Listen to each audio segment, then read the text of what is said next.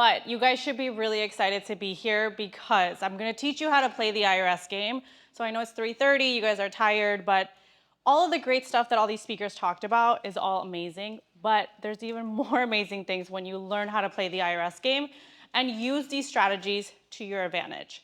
So let's get started.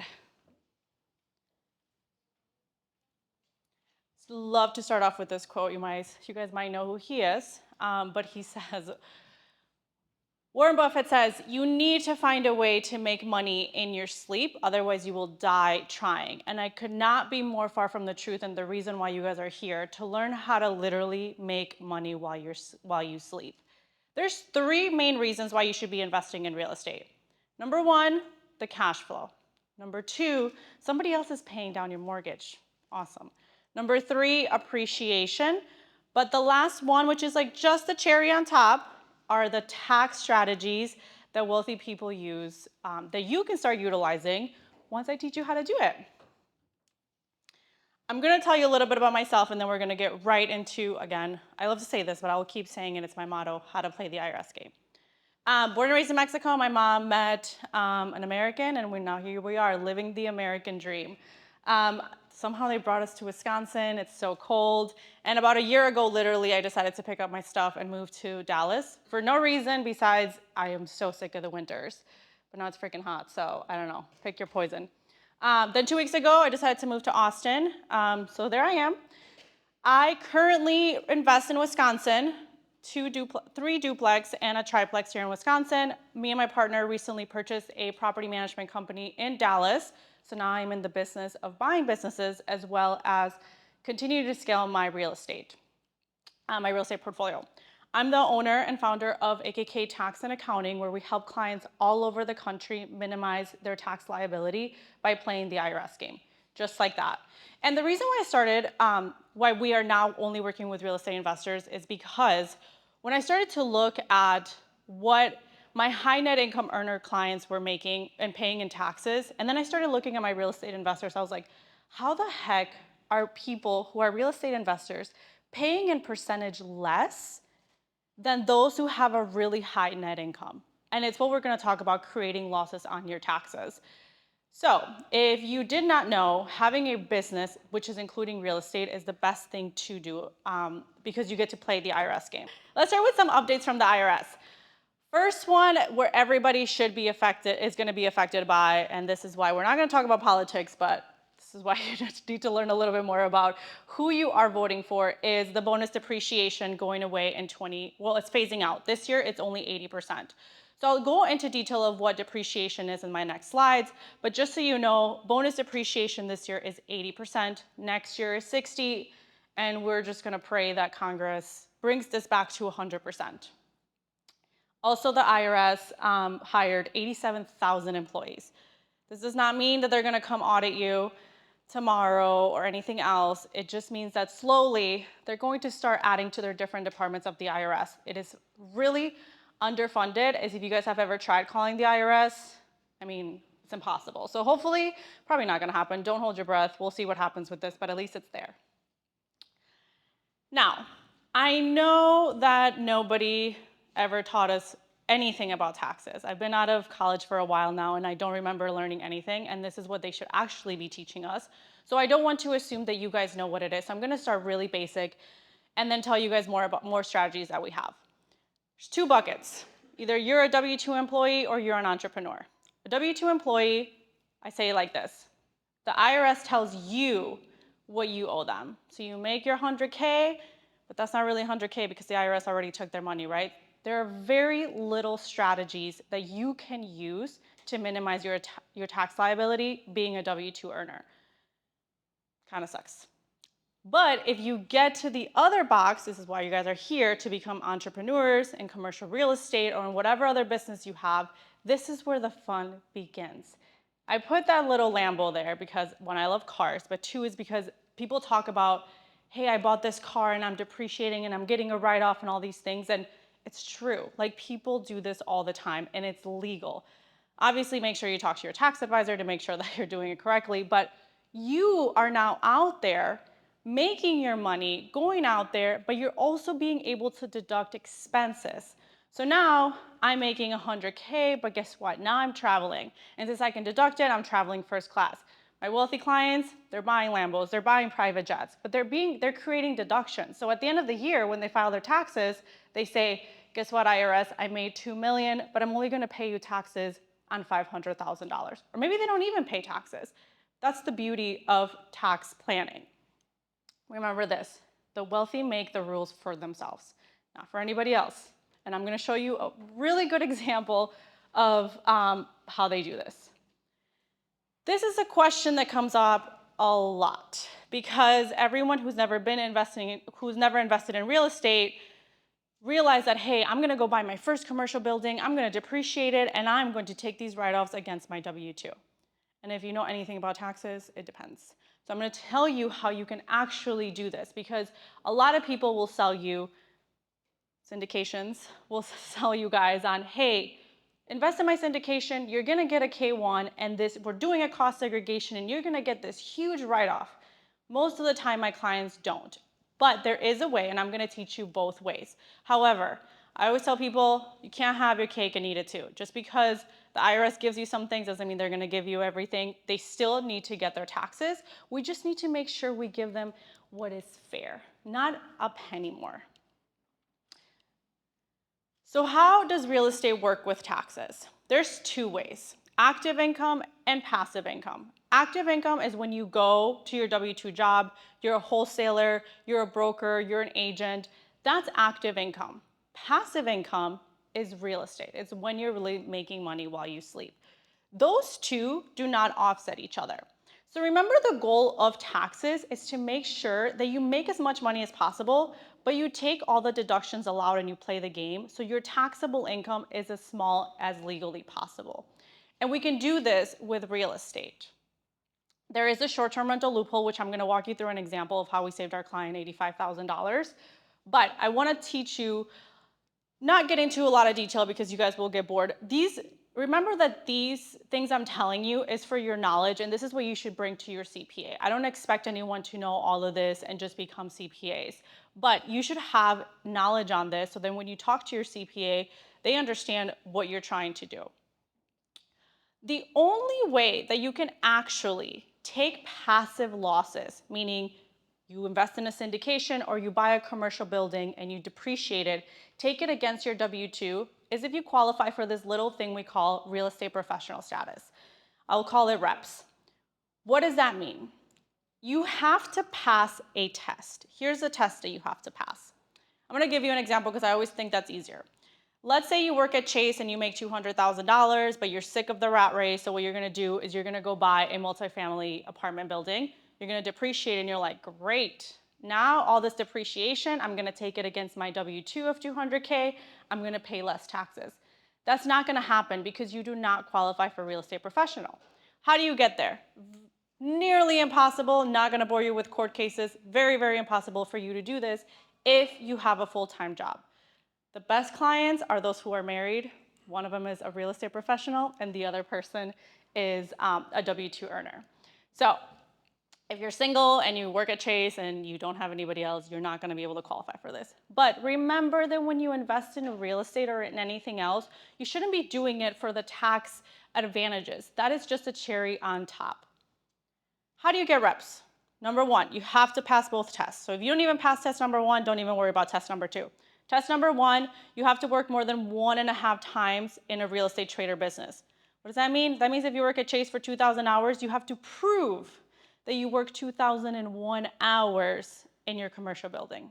Impossible, you'll never be sleeping, it's not gonna work. People have tried it, the IRS is not gonna let you do it.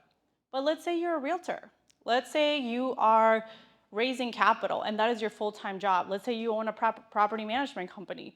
You qualify for test number one because that's one of the trades that qualifies for real estate professional service. But after that, you still have to materially participate in your rentals, meaning you still have to go out and actively manage your properties. Like I said, if you have a W-2 and you don't, and you're not married, it's really, really impossible to do this. Now, if anybody knows me, I like to not bend the rules, but I'm really, really close to the line because that's what tax is like. This is something I don't. And the reason why is because it's very highly litigated with the IRS. If you think about it, imagine if the IRS allowed this for everybody, they would never get taxes, right? Because everybody would depreciate all their buildings and they would never get any of their revenue and taxes. So this is something that, one, is highly litigated and you really need to have really good records for it. A lot of people or my clients are like, oh my gosh, I lost my receipt for Home Depot. I'm like, I don't really care. Do you have a time lock for reps? They're like, no. Okay, that's the issue, not the missed receipt from Home Depot. Now, there's a loophole for anybody out there who wants to take the advantage of this. It's called the short-term, well, we call it the short-term rental loophole. This is when you work for Chase and you're like, I'm sick of paying all these taxes, I gotta figure something out. Short-term rental loophole means you go out and you buy a building that you're going to short-term rental on Airbnb or VRBO. You don't have to pass test number 1, you only have to pass test number 2. So therefore, it's a lot easier because you can still work at Chase and you can still manage your Airbnb, make all that money, take cost segregation, again, we'll go into detail of what that is, and lower your taxable income as much as possible. When I talk about all these losses, I talk about depreciation. Depreciation really is just a phantom expense. It's really a non-cash expense that the IRS says, hey, if you have rental properties, we're gonna give you this expense. You need to take it. So how does it work? If you buy a commercial building, you're going to get a write-off. You're gonna depreciate it over 39 years. So you're gonna take, it's not as easy, this calculation, but I like to make it simple for you guys. If you buy a commercial building for $100,000, you divide that by 39 years, and that is your write-off for depreciation. That gives you nothing. I mean, you're gonna take 39 years to take that. I mean, that expense is gonna give you nothing. So if you don't know, cost segregation is huge. So you guys remember on my first slide how I talked about the updates of it now being 80%? Here is where it's really important. Because last year was the last year that they did 100%. So what does this mean? Cost segregation, there's gonna be a firm that comes out to your building and starts looking at your building. They're gonna look at the building in different asset life classes. They're gonna say, okay, the cabinets are 5 years, the kitchens are 5 years, anything that is 5, 7, 15, again, you don't need to know all this, they're gonna do this for you, is going to be a write-off of 80% the first year. So imagine last year it would have been 100%. It's a significant amount of money when you're talking about hundreds, millions of dollars of buildings. So it's really important that you keep in mind how these rules start affecting you if you are interested in being in the quadrant of being an entrepreneur / real estate investor. So cost segregation allows you to take a bigger write-off the first year. This year 80%, next year 60. Another example people see on social media is like the cars, right? Everybody's talking about buying a G-Wagon because it was over 6,000 pounds and they were able to write it off. Yeah, you go buy your $250,000 G-Wagon, whatever you want. If it's for the business, you get a $250,000 write-off that year. This year is 80%. But you gotta play the game, right? You can't just go buy a car. You gotta figure out what you're gonna do next year. So I'm gonna show you an example now of how we saved our client this. So our client made about $880,000 in W-2. He decided, hey, I'm gonna go buy a rental property up in Door County. Didn't work with a tax preparer who was actually well-versed in the real estate world. So they just took straight depreciation. So as you can see, their taxable income was $748. So look at the second.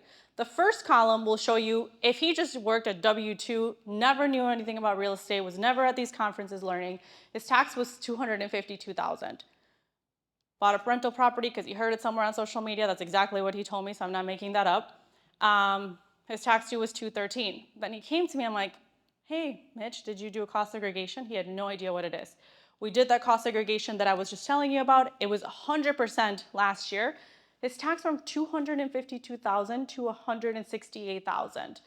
So the power of cost segregation is huge. Another thing that you need to know about cost segregation and losses on your taxes, a lot of people are scared. I don't know where my bankers are at, but they're like, oh my gosh, I'm not gonna get approved because I show losses. Depreciation gets added back to your income, so you don't have to worry about that when it comes to lending. And I know they were talking about other ways of financing, so that's not always the worst thing. But that's a huge thing that his CPA did not know about. He didn't even know what cost segregation. I had another client last year who came to me, had 56 rental properties in Indiana, had never done a cost segregation in any of them. we were able to do it and go back. So all these strategies, you can go back to most of them, but this is why planning is really important if you decide to have a business. From the beginning, you should treat real estate investing as a business. It's not a joke, because look at all these tax write-ups that you can do. If you were to get audited, because everyone here gets scared, oh my God, I'm gonna get audited.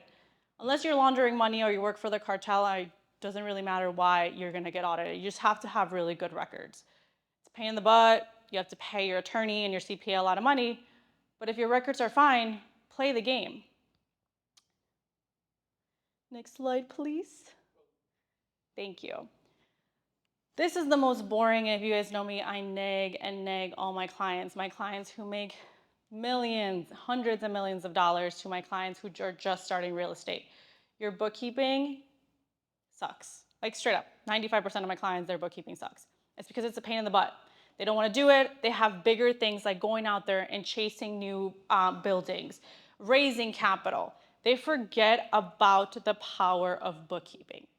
At the beginning, if you're starting your business, you cannot afford to go find a bookkeeper. So you need to find programs like these two that I posted up here that can literally do it for you. It's really easy as long as you stay up with it.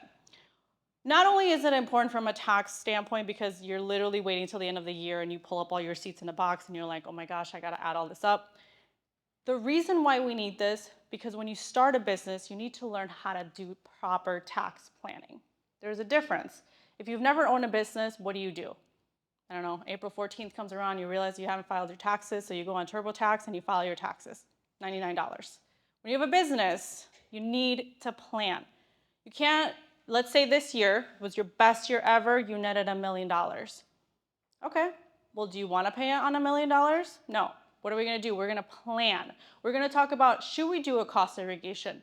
Should we invest into another building? Should you buy that Lamborghini that you've been talking about? A lot of our clients are building their brand and they're on YouTube. So you'll hear a lot of people talk about their APs, their rollies, everything. Those are write-offs, but they have to be legitimate. You can't just write off your things because you feel like it, right? So proper tax planning when you have a business, there is a big difference. You are not playing with the little people anymore. You're in the big leagues. You're investing in a good CPA, just like you're investing in yourself being at these meetings. It's a lot different. But you can't do any of this if you come to your CPA and I ask you, how much money are you making? You're like, I don't know, like there's $20,000 in the bank, I'm not sure. I can't help you. I can't help you because I don't know how much money you're making every month. So this should be your foundation if you decide to start a business, and it could not be easier. QuickBooks or Stessa are really, really easy to do your bookkeeping. The other thing I want to put on there is LLCs are for asset protection only. I'm not an attorney, and you should definitely talk to your attorney, but one of the biggest things that I see people who are starting their business is they don't start it because they're like, I don't have an LLC, I'm scared, should I start a business? Start the damn business, then worry about the LLC. You don't need an LLC to write things off. It's for asset protection only. You need a good CPA and you need a good attorney, but that should not stop you from doing it. I have a lot of clients in California. California LLC is $800 a year. Here in Wisconsin, I think it's still like $36. So there's a big difference for people who work in California, who are investing in California, as those who are here. So start the business, but realize that LLCs are for asset protection only. All right, so we're here talking about raising capital. And if you are going out there to raise capital, when I tell you there is so much money out there, and I can't remember the guy speaker over here before, but he was saying there's a lot of money, not enough deals. There's so much money out there. And a lot of people who you don't know have a lot of money in their IRAs. What they don't know and what you might not know is that you can actually self-direct your IRA. So what does that mean?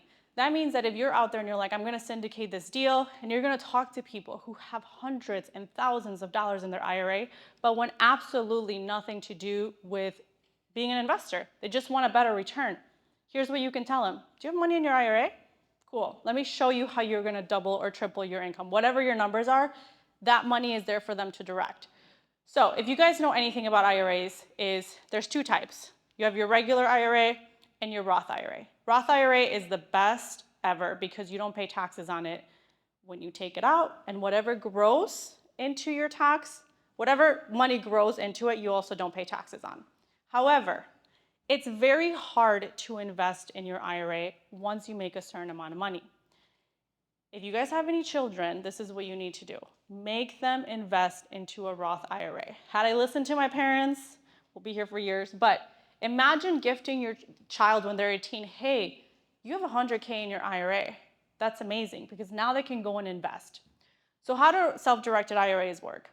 And they're not telling you this at your job. They're not telling you like Fidelity, and these companies are not telling you this because they're not allowed to do that in those markets. You have to find your own self-directed IRA company. So the way it works is if you have an IRA, you can roll it over to a Roth. You have to pay your taxes. Again, you need to be obviously having a conversation with your tax planner because there's taxes involved. But let's say you have a couple $100,000 in your IRA.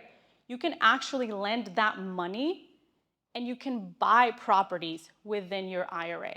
So imagine you're buying properties within your IRA, the money's coming into your IRA, and when you're 59 and a half sitting on the beach, that money's coming out and I don't have to worry about taxes. It's the best thing ever. Another example of things you can do with your IRA, which one of my clients just did recently, they were doing a flip. They're like, hey, someone wants me to partner up on a flip. Their taxable income was already at like 2 million. I'm like, well, do you have money in your IRA? They're like, yep. I'm like, make your IRA the partner of that flip. You don't need that extra cash, but your IRA can have it. You don't pay taxes on it. He made like 120,000 on his IRA in the flip. That 120,000 went into his IRA and it just continues to grow. So if you want to lend money or you want people to lend you money, there is so much money in IRAs, they just don't know what to do with it. This is a great way for you to start talking to, when you're networking, ask them, well, don't ask them how much money they have in their IRA, but ask them if they have an IRA, and I promise you, they probably don't know that they can actually self-direct their IRA. Just want to go over some of the top missed deductions for business owners and real estate investors. Remember earlier I was telling you that the wealthy make the rules for the wealthy? Perfectly good example. I'm not a golfer, but there's some masters in Augusta, Georgia. Yeah, okay. Whatever. They were, people who were lobbyists were up there and they're like, we want to rent our properties to these people who want to come and golf, but we're renting them at $10,000, $15,000. I don't want to pay taxes on it. What are we going to do to be able to not pay taxes on this? So they came together and they said, all right, anybody can rent their personal residence less than 14 days and not claim any income claim the income on that. So, well, 2 weeks, I don't know, a month ago, the Republican National Convention was here. You could have rented your house and you didn't have to pay any taxes on it. So a lot of people don't know this. You can do this on your personal residence. But how does this affect business owners? This affects business owners when you have a business. You can rent your home office to your business, make that money as an expense on your business, and take that income onto my personal and do whatever I want with it. So it's a great strategy that a lot of people don't talk about. Everyone's so worried about, did you take the home office? Did you take the home office? I'm like, your $600 didn't do anything for you. But let me show you how you can rent your office to your S Corp or your C Corp or your partnership, and you can actually benefit a lot more than your home office deduction.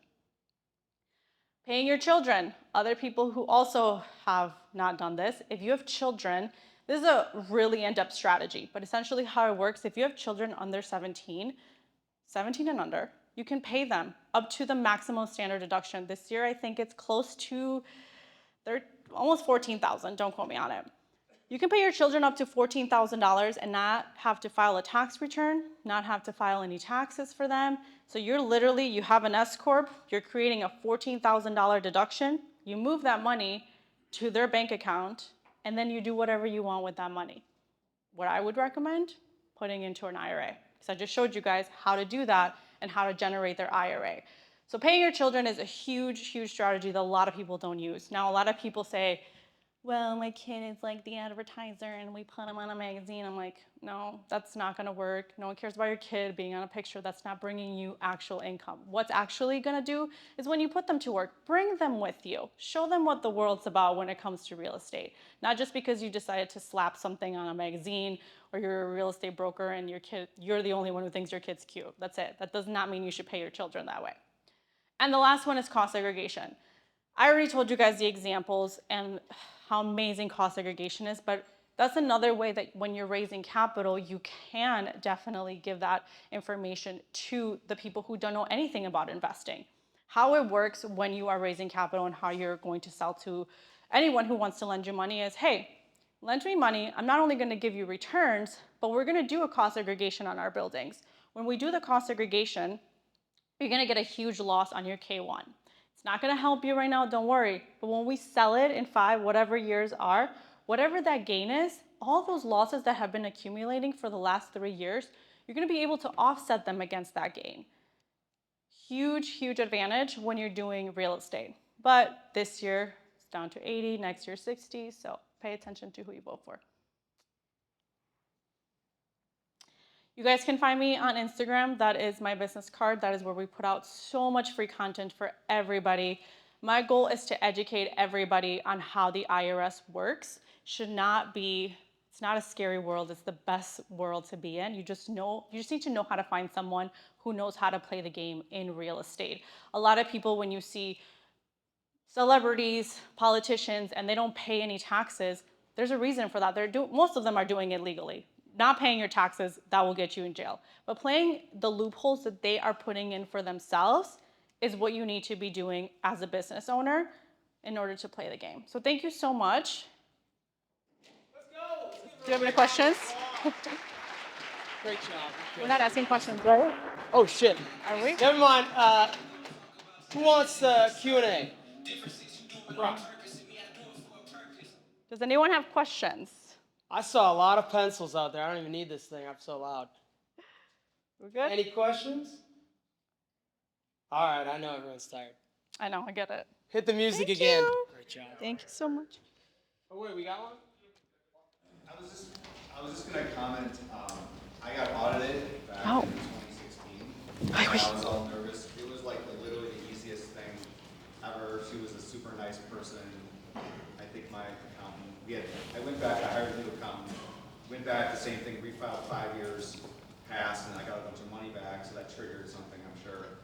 I think they took 2,000 away from like 60,000 back. I even lost a whole bunch of records, but came up with it. It's not scary at all, just for FYI. Thank you, Kirk. I actually glad you brought that up because I've been through audits and it's actually surprising when we talk about the 87,000 people that were hired.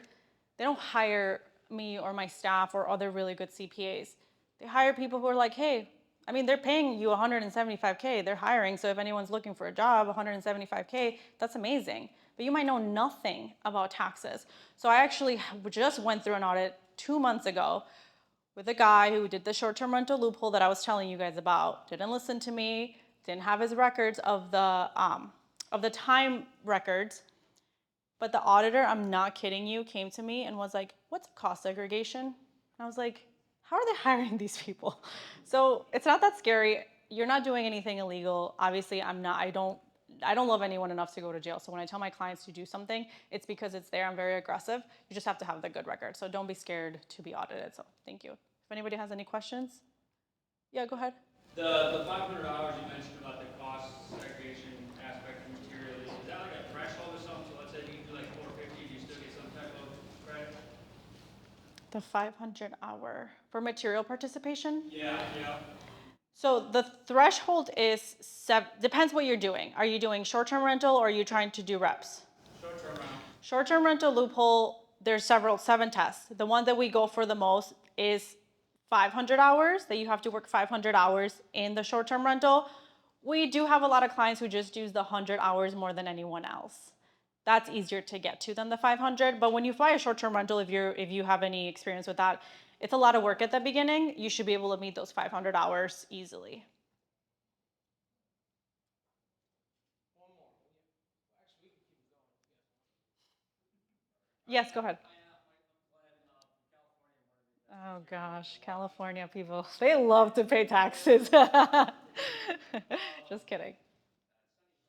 It's really expensive, son. So I just recently retired. I'm transitioning a lot of my traditional IRA to an SD IRA that you just talked about, so I can buy more property here. Is advisable to transfer it into a Roth now or buy it as a traditional? Well, it depends. It depends what your taxable income is, right? Because when you transfer it to a Roth IRA, you're going to pay those taxes and the penalties. However, I don't know what life is going to look like, gosh, next year, right? So I'm happy to pay the taxes now, knowing what they are now. Now, so it depends. If you transfer it to a regular IRA, you're not going to pay any taxes because you're doing a rollover. Transferring it to a Roth, you're going to pay that. Now, depending on your situation, and what I've seen clients do is they'll do it in a year where their income is really low. So for example, they'll buy a short-term rental, they'll cost segregate the entire thing, and their taxable income is really low. That's when we'll advise them, hey, do your rollover. Sure, you're still gonna pay the 10% and the penalty, but who cares because your income's never gonna be this low. So it really depends on your strategies. You're welcome. Anybody else? Sure, go ahead. Do you have a suggestion for who you use for the cost segregation?